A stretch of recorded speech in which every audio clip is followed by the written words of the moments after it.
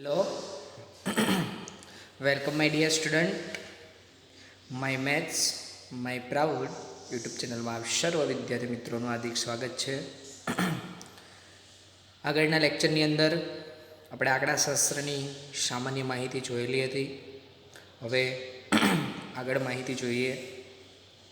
જો વિદ્યાર્થી મિત્રો જે લોકો આંકડાશાસ્ત્ર ચેપ્ટર આજે પહેલી વખત ભણે છે ખાસ, તો એ લોકો અહીંયા આપેલી જે પણ કાંઈ થિયરી છે એને ખૂબ જ વ્યવસ્થિત ધ્યાન દઈને સમજજો, કેમ કે આ ચેપ્ટર છે તમારે આગળના ધોરણમાં પણ ઉપયોગી છે. જેથી કરીને જેટલું અત્યારે ક્લિયર હશો એટલી ત્યારે તમને ત્યાં મજા આવશે. અને અહીંયા સંપૂર્ણ થિયરી આવરી લેવાનો મેં પ્રયત્ન કર્યો છે. તો એની અંદર આંકડાશાસ્ત્રની અંદર સૌથી પહેલો શબ્દ આવે છે અવલોકન. તો કે અવલોકન કોને કહેવાય? તો કે માહિતીમાં સમાવિષ્ટ થતી હકીકતોને રજૂ કરતા આંકડાને અવલોકન કહે છે. આગળ આપણે જોયું માહિતી, ભાઈ પ્રાથમિક માહિતી અને ગૌણ માહિતીઓ. તો કે એની અંદરથી જે પણ કાંઈ હકીકતો છે, એટલે કે આપણે પ્રાથમિક રીતે તપાસ કર્યું છે કે ગૌણ માહિતીની દ્રષ્ટિએ તપાસ કર્યું છે, અને જે આંકડાકીય માહિતી મેળવેલી છે એ આંકડાઓને અવલોકન કહેવાય. શું કહેવાય? અવલોકન. સામાન્ય રીતના અવલોકન એટલે આપણે પેલું જે નિરીક્ષણ કર્યું હોય તે, પરંતુ આ આંકડાએ આપણે મેળવ્યા તો નિરીક્ષણ કરીને ને, પછી એ પ્રાથમિક રીતે કે ગૌણ રીતે. તો હવે અવલોકનો એકઠા થાય તો એની અંદર એક બીજો શબ્દ આવશે માહિતીનો વિસ્તાર. તો માહિતીનો વિસ્તાર કોને કહેવાય? મહત્તમ અવલોકન અને ન્યૂનતમ અવલોકનના તફાવતને માહિતીનો વિસ્તાર કહે. કે તમને જે અવલોકનો મળ્યા છે, એટલે કે જે આંકડાઓ મળ્યા છે, એમાંથી સૌથી મોટું અવલોકન અને ન્યૂનતમ એટલે સૌથી નાનું, એનો જે તફાવત એટલે ગણિતની ભાષામાં શું થાય? બાદ બાકી. બંને વચ્ચેનો ડિફરન્સ, જેને શું કહેવાય? માહિતીનો વિસ્તાર. એનું સૂત્ર છે માહિતીનો વિસ્તાર બરાબર મહત્તમ અવલોકન માઇનસ ન્યૂનતમ અવલોકન. જોઈએ આગળ ઉદાહરણો. દાખલા તરીકે તમને આ પ્રકારના અવલોકનો આપ્યા છે કોઈ પણ માહિતીને આધારે: 55, 36, 95, 73, 60, 42, 25, 78, 75 ને 62. પછી પાછળ લખ્યું છે આપેલ માહિતીનો વિસ્તાર મેળવો. તો સૌથી પહેલાં આપણે આમાંથી કયું અવલોકન શોધીશું? મહત્તમ અવલોકન. એટલે કે સૌથી મોટું કયું અવલોકન છે? તો મારી દ્રષ્ટિએ આ અવલોકન છે 95. એટલે કે મહત્તમ અવલોકન ઇઝ ઇક્વલ ટુ 95. સેમ સૌથી નાનું તો કે 25. એટલે કે ન્યૂનતમ અવલોકન ઇઝ ઇક્વલ ટુ 25. સૂત્ર મૂકીએ માહિતીનો વિસ્તાર ઇઝ ઇક્વલ ટુ મહત્તમ અવલોકન માઇનસ ન્યૂનતમ અવલોકન. એટલે મહત્તમ 95 માઇનસ 25, એટલે માહિતીનો વિસ્તાર શું મળશે આપણને? 70. તેથી આમ લખી શકીએ આપેલ માહિતીનો વિસ્તાર 70 થાય. આવું તમને 1 માર્કના પ્રશ્નમાં પૂછાઈ શકે. રેડી? સમજાઈ ગયા? અહીંયા 2 શબ્દ જે સમજાવ્યા તે અવલોકન અને માહિતીનો વિસ્તાર. દરેકે દરેક શબ્દો વિદ્યાર્થી મિત્રો ખૂબ જ વ્યવસ્થિત સમજજો, જેથી કરીને તમને આગળ આંકડાશાસ્ત્રમાં અભ્યાસ કરવામાં ખૂબ જ મજા આવે. નેક્સ્ટ, આવા ઘણા બધા શબ્દો. ચલ. જો ગણિતની ભાષામાં ચલ કોને કહેવાય? તો કે જે ભિન્ન કિંમતો ધારણ કરી શકે તેને ચલ કહે છે. ભિન્ન એટલે કે જુદી જુદી, અલગ અલગ. કે આપણે જોઈએ છીએ ઘણી વખત આપણે ધારતા હોઈએ ત્યારે એ બરાબર આટલા, બી બરાબર આટલા, સી બરાબર આટલા. તો કે એ બધાને શું કહેવાય? ચલ. ઇંગ્લિશમાં એને કહેવાય વેરિયેબલ. જેમ સંખ્યા છે ને, એ બધી ફિક્સ કિંમત છે એની. કે સંખ્યા છે એ પ્રકારની અચળ માહિતીઓ છે, જેને આપણે અચલ એટલે કે અચળ, કે જેની મૂલ્ય ક્યારેય બદલે નહીં. 5 બરાબર કોઈ દી આપણે 2 ન ધારી શકીએ. 5 5 જ રહી, 10 10 જ રહી. પરંતુ એ બરાબર તો કે કોઈ દાખલામાં 2 ધારતા હોય, કોઈમાં 5 ધારતા હોય, કોઈમાં 10, જે પણ કાંઈ અનુકૂળતા. ટૂંકમાં જે ભિન્ન કિંમતો ધારણ કરી શકે તેને શું કહીએ છીએ? ચલ કહેવાય. તો કે ચલના પ્રકાર છે. અહીંયા આંકડાશાસ્ત્રમાં આગળ સતત અને અસતત, એટલે કે અસતત ચલ અને સતત ચલ. તેમાં પહેલી વ્યાખ્યા જોઈએ આપણે. અસતત ચલ કોને કહેવાય? તો કે જે ચલ આપેલા અંતરાલમાં પૂર્ણાંક કિંમતો ધારણ કરે છે તે ચલને અસતત ચલ કહે છે. ઉદાહરણ તરીકે વર્ગ અંતરાલ અથવા તો અંતરાલ તમને આપ્યા હશે અહીંયા 10 થી 20, 20 થી 30, 30 થી 40 વગેરે. દાખલા તરીકે કુટુંબમાં બાળકોની સંખ્યા. કેવી કિંમત કીધી? પૂર્ણાંક. કુટુંબમાં બાળકોની સંખ્યા હંમેશા પૂર્ણાંક જ હોય. ક્યારે આપણે એમ કીધું કે અમારે 2.5 સંતાન છે અમારા કુટુંબમાં? ના, કાં તો 1 બાળક, 2 બાળક, 3 બાળક, 4 બાળક, એવી ઘણી બધી સંખ્યાઓ છે કે જે હંમેશા પૂર્ણાંકમાં જ હોય. પૂર્ણાંક ન હોય ક્યારે. જો બીજું ઉદાહરણ જોઈએ. છોડ પર ફૂલની સંખ્યા. આપણે એમ કે આ છોડ ઉપર 1.5 ફૂલ આવ્યું છે, 2.5 ફૂલ આવ્યા છે. ના, ફૂલ ફિક્સ હોય. ઘણા બધા એમ કહે છે અડધી પાંદડી તોડી નાખીએ તો. ના, આપણે નેચરલી વિચારવાનું છે. એના ઉપર આપણે પ્રયોગો નથી કરવાના ભાઈ. તો કે જે ચલ આપેલ અંતરાલમાં પૂર્ણાંક હોય, એટલે કે જેની કિંમત પૂર્ણ આવતી હોય, પોઈન્ટમાં ના હોય કે પૂર્ણાંક કિંમતો ધારણ કરે તો તેવા ચલને, અહીંયા છે ચલ શબ્દ, અસતત ચલ કહે છે.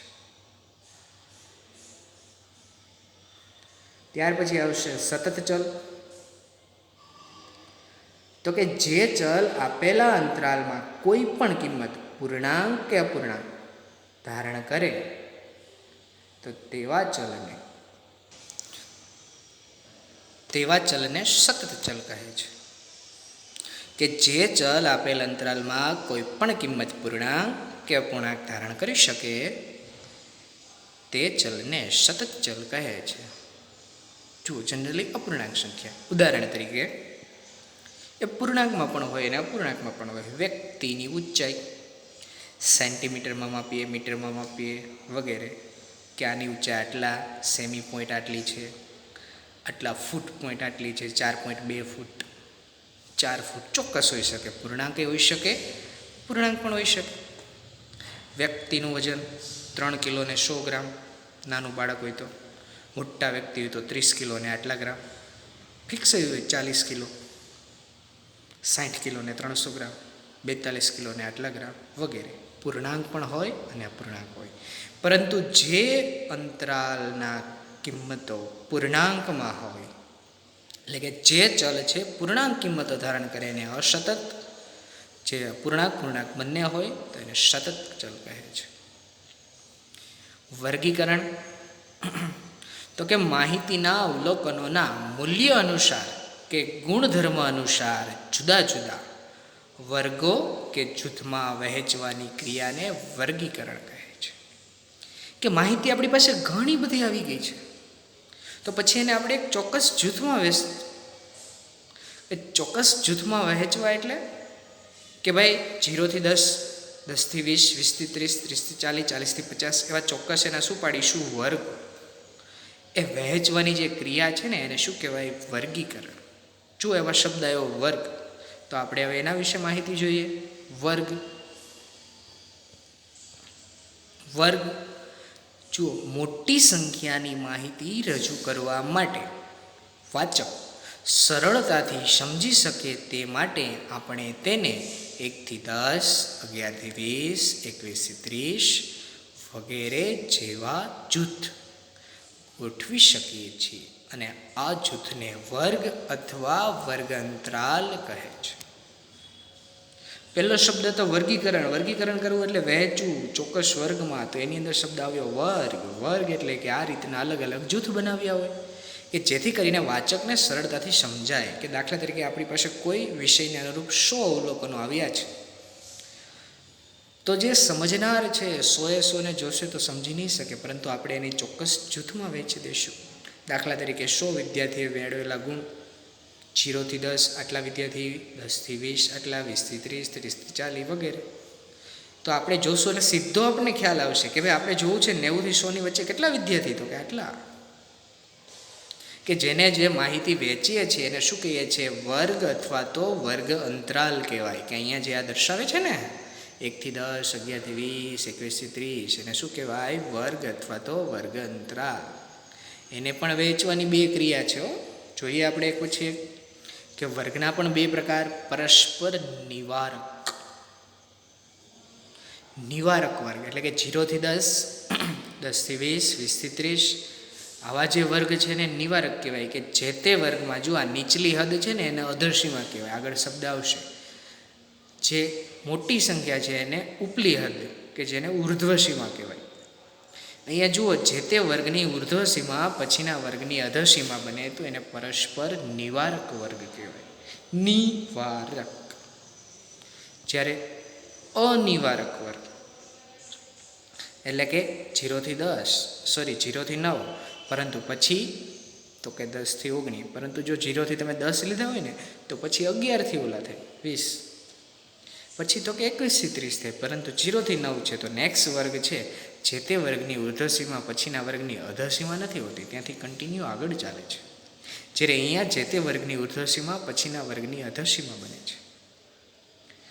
જે પછીના વર્ગની અધસીમા બનતી હોય તો એને નિવારક, જ્યારે ન બનતી હોય તો ત્યારે એને શું કહીએ છીએ? અનિવારક. સમજાઈ ગયું? હવે વર્ગની વર્ગ લંબાઈ ને વર્ગ લંબાઈ અથવા તો વર્ગની પહોળાઈ કહે છે. વર્ગની લંબાઈને એની વર્ગ લંબાઈ અથવા તો એને શું કહેવાય? પહોળાઈ. કે અહીંયા તમને કોઈ વર્ગ આપ્યો છે તો એની વર્ગ લંબાઈ કેટલી, એટલે કે આનું જે અંતર છે બે વચ્ચે કેટલું છે? તો કે દરેક વર્ગની નાનામાં નાની સંખ્યાને અધવર્ગ સીમા એટલે કે અધસીમા અને મોટામાં મોટી સંખ્યાને ઉર્ધ્વસીમા કહે છે. શું કહે છે? ઉર્ધ્વસીમા એટલે કે ઉર્ધ્વ વર્ગ સીમા. હવે કોઈ પણ વર્ગની તમારે જો વર્ગ લંબાઈ શોધવી હોય તો એનું સૂત્ર છે વર્ગ લંબાઈ બરાબર ઉર્ધ્વસીમા બિંદુ માઇનસ અધસીમા બિંદુ. જુઓ અહીંયા શબ્દ છે અધસીમા અને ઉર્ધ્વસીમા, જ્યારે અહીંયા નીચે આવ્યો ઉર્ધ્વસીમા બિંદુ, અધસીમા બિંદુ, તો આપણને પ્રશ્ન થાય ફરી પાછો એ એટલે શું? તો ચલો એની સમજ મેળવીએ. ઉર્ધ્વસીમા બિંદુ અને અધસીમા બિંદુ, એમાં પણ પહેલાં આપણે જોઈએ અધસીમા. એ પહેલાં એક શબ્દ એનો આવે છે આવૃત્તિ જોઈ લઈએ. આવૃત્તિ એટલે શું? તો કે માહિતીમાં અવલોકનોના પુનરાવર્તનની સંખ્યાને કે માહિતીના જુદા જુદા વર્ગમાં કેટલા અવલોકનો સમાયેલા છે તે દર્શાવતી સંખ્યાને શું કહે છે? તે વર્ગની આવૃત્તિ. કે તમારા લોકોના આગળ દાખલાઓ આવશે કે જેની અંદર આવૃત્તિ વિતરણનું કોષ્ટક આવશે. તો કે આવૃત્તિ ચિહ્નનો જે સરવાળો કરો છો ને એને આવૃત્તિ કહેવાય. તો અહીંયા એની વ્યાખ્યા આપેલી છે કે માહિતીના અવલોકનોના પુનરાવર્તન એટલે કે જે રિપીટ થાય છે એની અંદર સંખ્યાને કે માહિતીના જુદા જુદા વર્ગમાં કેટલા અવલોકનો સમાયેલા છે તે દર્શાવતી સંખ્યાને જે તે વર્ગની આવૃત્તિ કહે છે. શું કહે છે? આવૃત્તિ. આવૃત્તિ વિતરણ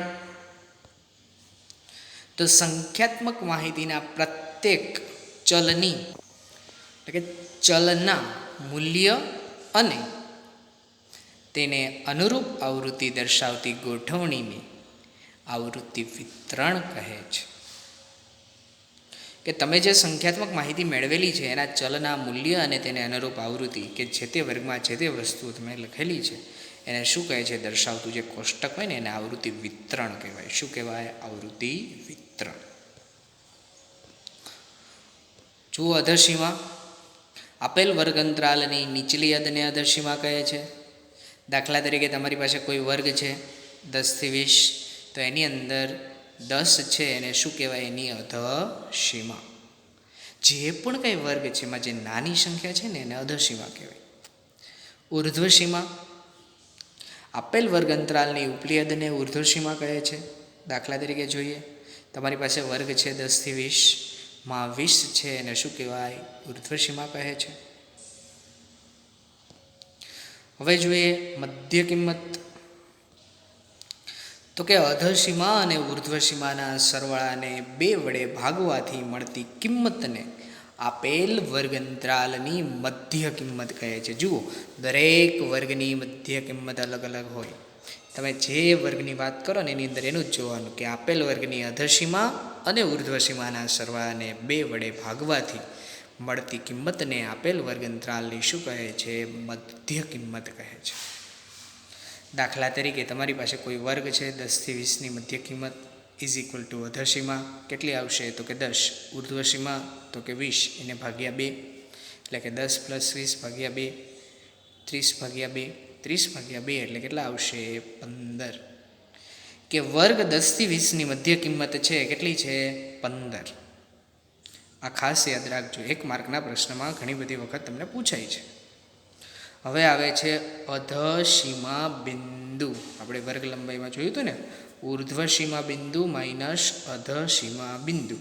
જુઓ, અધસીમા અને અધસીમા બિંદુ બંને અલગ અલગ છે. શબ્દ સમજો ખાસ.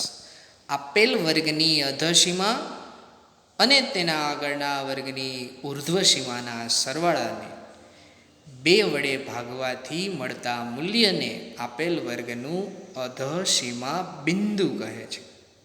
શું કીધું? કે તમને જે વર્ગ આપ્યો છે એની અધસીમા અને એની પહેલાંનો એટલે કે આગળ પ્રીવિયસ જે વર્ગ છે એની ઉર્ધ્વસીમા અને એનો તમે સરવાળો કરો તો તમને શું મળશે? અધસીમા બિંદુ. દાખલા તરીકે વર્ગ છે 10 થી 20નો અધસીમા બિંદુ. તો આપેલ વર્ગની અધસીમા 10, આગળના વર્ગની પણ 10 ભાગ્યા 2, એટલે કે 10 + 10 ભાગ્યા 2 એટલે કેટલા થશે? 20 ભાગ્યા 2 એટલે કેટલા આવશે? 10. ઘણા કહેશે અહીંયા નિવારકને બદલે અનિવારક વર્ગ. તમને કેમ ખબર? તો તમને ચોખવટ કરેલી જ હશે, પરીક્ષામાં પૂછાય છે કે નીચે આપેલ અનિવારક વર્ગ 10 થી 20માં ઉર્ધ્વસીમા બિંદુ શોધો, અથવા તો અનિવારક વર્ગ અથવા તો નિવારકમાં. તો કે જો અહીંયા કીધું, જો વર્ગ 10 થી 19 અથવા તો આ રીતના પણ તમે સમજી શકો, બંને રાઉન્ડ ફિગર હોય, પરંતુ ત્યાં ચોખવટ હશે જ. જો રાઉન્ડ ફિગર ન હોય તો એ કહેવાના હશે પરસ્પર અનિવારક વર્ગ.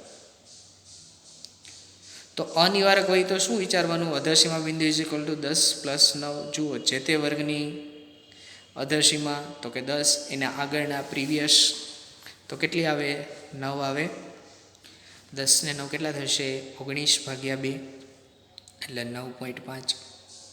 એ જ્યારે વર્ગ નિવારક હોય ને મિત્રો, ત્યારે યાદ રાખવાનું એનો અધસીમા બિંદુ ને અધસીમા બંને સરખા જ આવે. પરંતુ જ્યારે વર્ગ છે અનિવારક હોય તો જ્યારે એની જે અધસીમા છે ને એના કરતાં 0.5 ઓછી આવે. સમજાણું? વ્યવસ્થિત રીતે એને સમજજો ખાસ. એવી જ આવશે ઉર્ધ્વસીમા બિંદુ. કે આપેલ વર્ગની ઉર્ધ્વસીમા અને તેના પછીના વર્ગની અધસીમાના સરવાળાને 2 વડે ભાગવાથી મળતા મૂલ્યને આપેલ વર્ગનું ઉર્ધ્વસીમા બિંદુ કહે છે. જુઓ અહીંયા પણ કે આપેલ વર્ગની ઉર્ધ્વસીમા પછીના એટલે કે નેક્સ્ટ વર્ગની અર્ધસીમાના સરવાળાને કેટલા વડે? 2 વડે ભાગવાથી મળતા જે મૂલ્ય છે એને શું કહે છે? ઉર્ધ્વસીમા બિંદુ. 10 + 20નું ઉર્ધ્વસીમા બિંદુ. એટલે કે આપેલ વર્ગની ઉર્ધ્વસીમા 20 + પછીના વર્ગની અધસીમા 20. ક્યારે? નિવારક વર્ગ. એટલે 20 + 20 ભાગ્યા 2 એટલે 40 ભાગ્યા 2 ઇઝ ઇક્વલ ટુ 20. પરંતુ આની આ વસ્તુ જો અનિવારક વર્ગમાં હોય તો ધ્યાનમાં રાખવાનું. પરંતુ જો વર્ગ 10 થી 19 હોય એટલે કે પરસ્પર અનિવારક હોય તો જે તે વર્ગની ઉર્ધ્વસીમા 19, પછીના વર્ગની અધસીમા 20, એટલે કે 19 + 20 ભાગ્યા 2 29 ભાગ્યા 2 39 19.5. જ્યારે વર્ગ અનિવારક હોય ત્યારે અધસીમામાં 0.5નો ઘટાડો થાય, જ્યારે ઉર્ધ્વસીમામાં 0.5નો વધારો થાય. પરંતુ વર્ગ જો નિવારક હોય ને તો એની ઉર્ધ્વસીમા અને ઉર્ધ્વસીમા બિંદુ બંને સરખા જ આવે, જેમ અધસીમા અને અધસીમા બિંદુમાં બનતું હતું. પરંતુ તમને ચોખવટ હશે, દાખલો હશે તો એમાં 1થી વધારે વર્ગ આપ્યા જ હશે, એટલે એમ કોઈ ચિંતા નથી. ત્યાર પછીનો પોઈન્ટ અસતત વર્ગ, કે વર્ગ છે નિવારક અને અનિવારક, તો જોયું. તો એની અંદર અસતત ને સતત એટલે શું થાય? કે જ્યારે વર્ગો જે પ્રકારના હોય કે કોઈ પણ વર્ગની અધરસીમા તેના આગળના વર્ગની ઉર્ધ્વસીમાથી ભિન્ન હોય, ત્યારે તેવા વર્ગને આપણે શું કહીએ છીએ? અસતત વર્ગ. ભિન્ન એટલે કે જુદી હોય, કે જેને આપણે અનિવારક વર્ગ પણ કહીએ છીએ. બંને એક જ આવતો.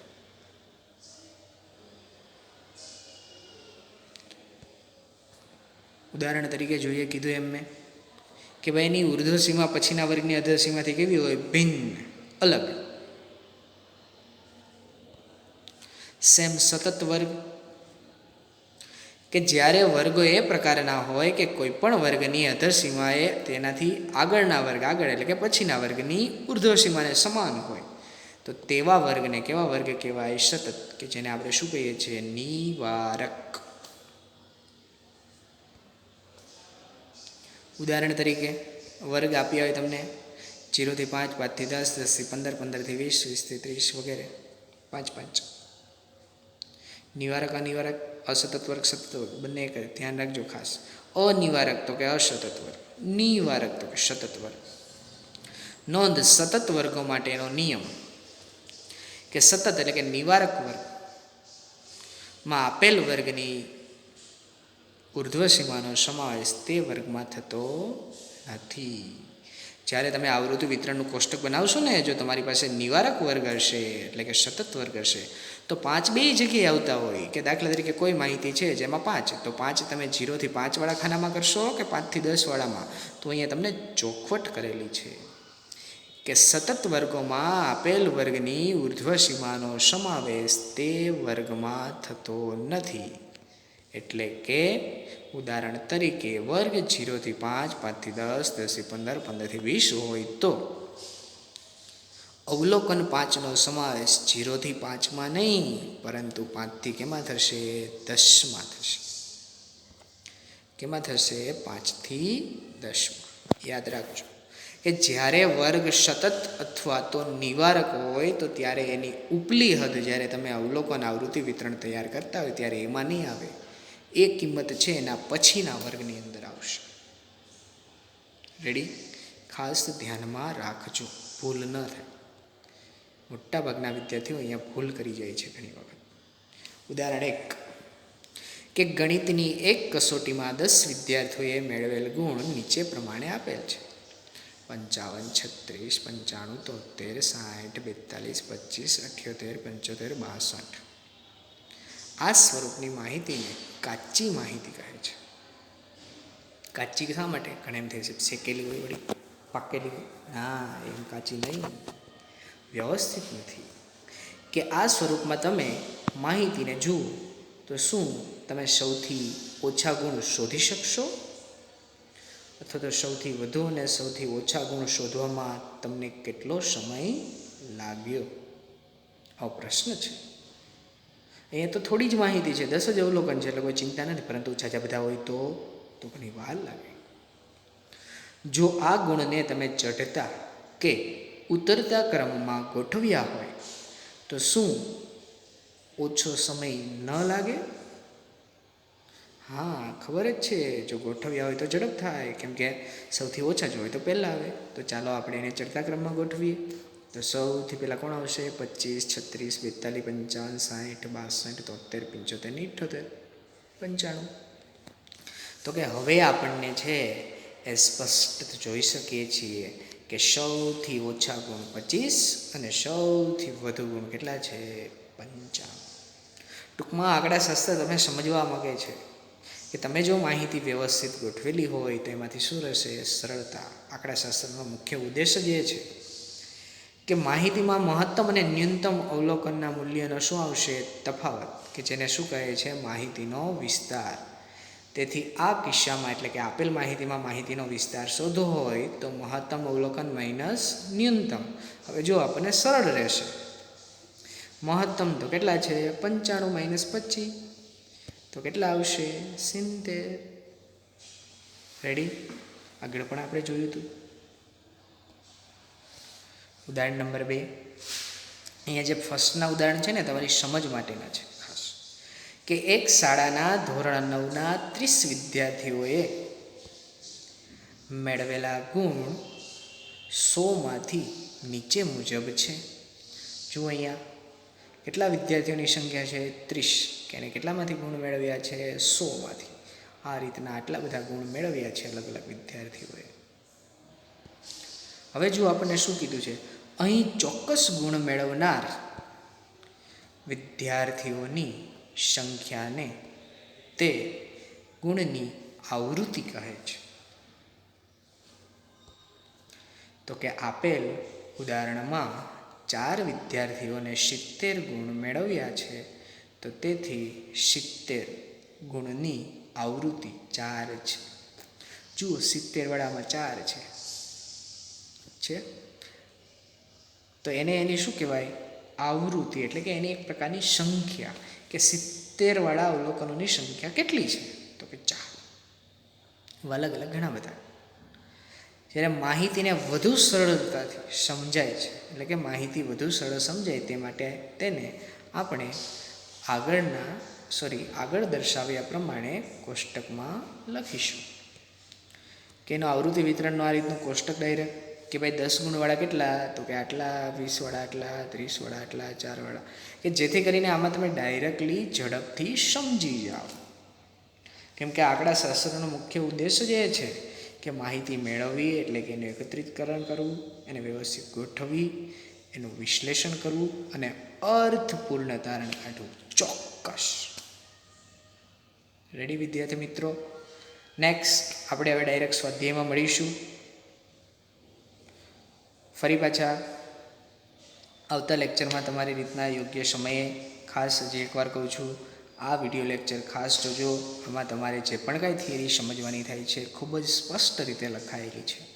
અને હજી પણ વિદ્યાર્થી મિત્રો તમે આ યુટ્યુબ ચેનલને સબસ્ક્રાઈબ ન કરેલી હોય તો સબસ્ક્રાઈબ કરી દેશો, જેથી કરીને તમને રેગ્યુલરલી આ ચેપ્ટરના અથવા તો આગળ જે પણ કાંઈ ચેપ્ટરો આવવાના છે એના વિડીયો સારી રીતના મળતા રહે. Thank you.